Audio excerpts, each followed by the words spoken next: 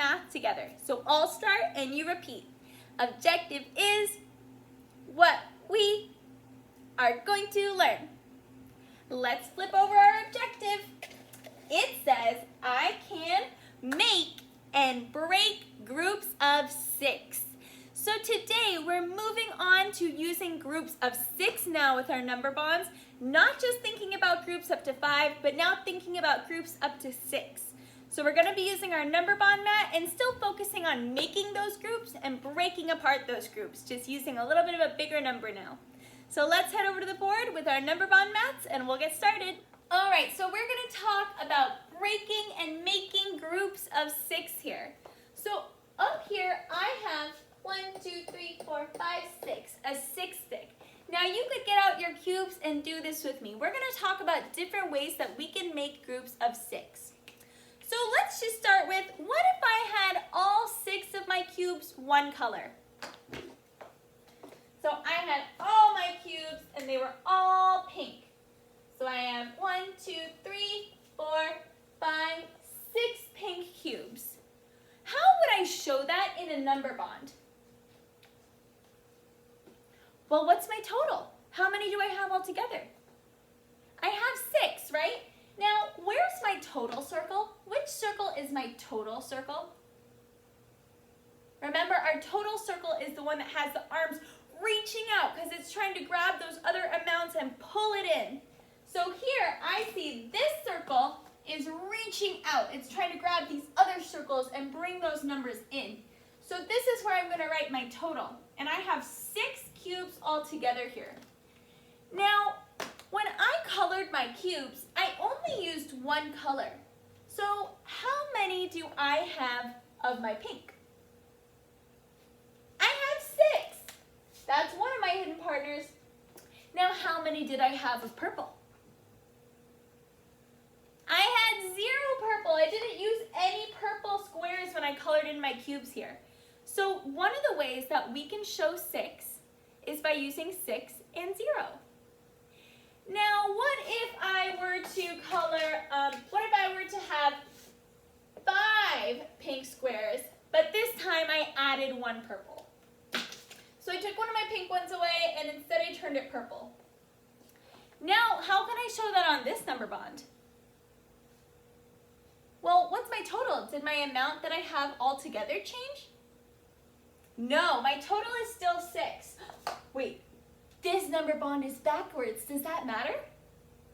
No, it doesn't matter. I still put my total in the circle that the arms are reaching out from. So here, I'm going to put it right here. That's my total, 6. Now, what are the hidden partners that I used this time? How many pinks did I have? That's right, I had 5 pink. And how many purples do I have?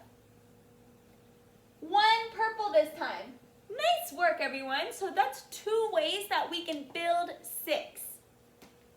Now, what if this time I took 2 of my pink ones away and I have 2 purples? So now I have 1, 2, 3, 4 pinks and 2 purples. So my hidden partners this time were 4 and 2. And what is my total? What did they make together? It's still 6, right? We're still building 6 here. I still had 6 cubes all together. I just changed the hidden partners that I used to make 6.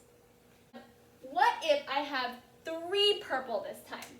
So now I changed my hidden partners again. Did I change my total? Nope, I still have 6 cubes, but this time I had 3 pink and 3 purple. So what do my hidden partners become? Very good, 3 and 3. Now I already talked about if I had 4 and 2. What if instead of 4 purple, what if instead of 4 pink, I did 4 purple and 2 pink? Does that change this? No. So I can read this problem either as 2 and 4 make 6 or as 4 and 2 make 6. It doesn't matter what order I say it in. as long as I'm talking about the hidden partners making the total. So I can say that 1 and 5 make 6, or 5 and 1 make 6. Because I'm still talking about my hidden partners, I'm just saying them in a different order. Kind of like how you can have mac and cheese and mac. You still got the mac, you still got the cheese, you're still making a yummy dinner. When I talk about 2 and 4, when I talk about my hidden partners, I can say them in any order. 2 and 4 make 6. 4 and 2 make 6. 6 is 2 and 4. 6 is 4 and 2.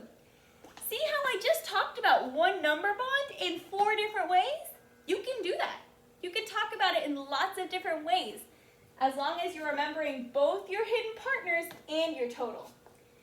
Now wait, could I say that 4 is 6 and 2? No, because 4 is not my total.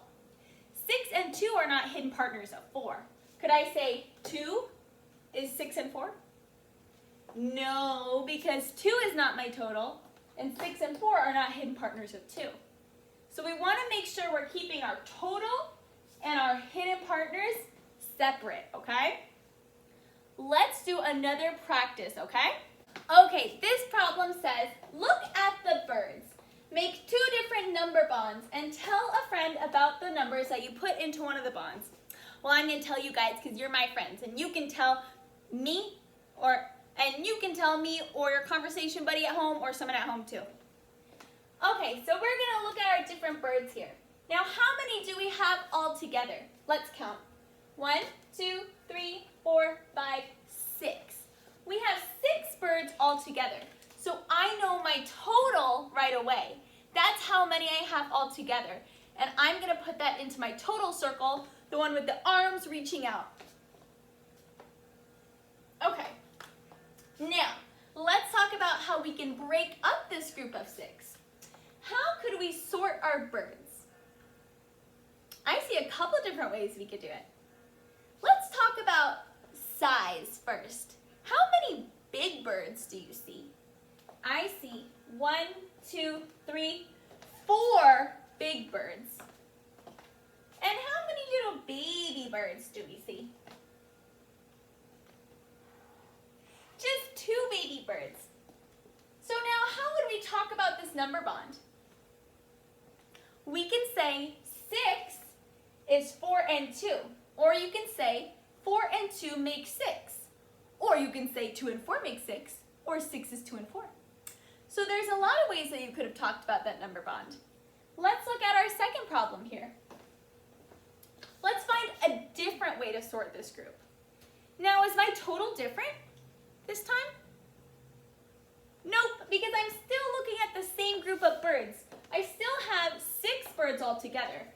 Now my number bond is upside down here. Does that matter? It does not. It doesn't matter that it's upside down. I'm still going to put my total in the one with the arms. So I'm going to write 6 here. I have 6 all together. Now how can I sort these groups? What's a different way? I already looked at big birds and little birds. What's another way I could sort them? I could look at the color of the bird.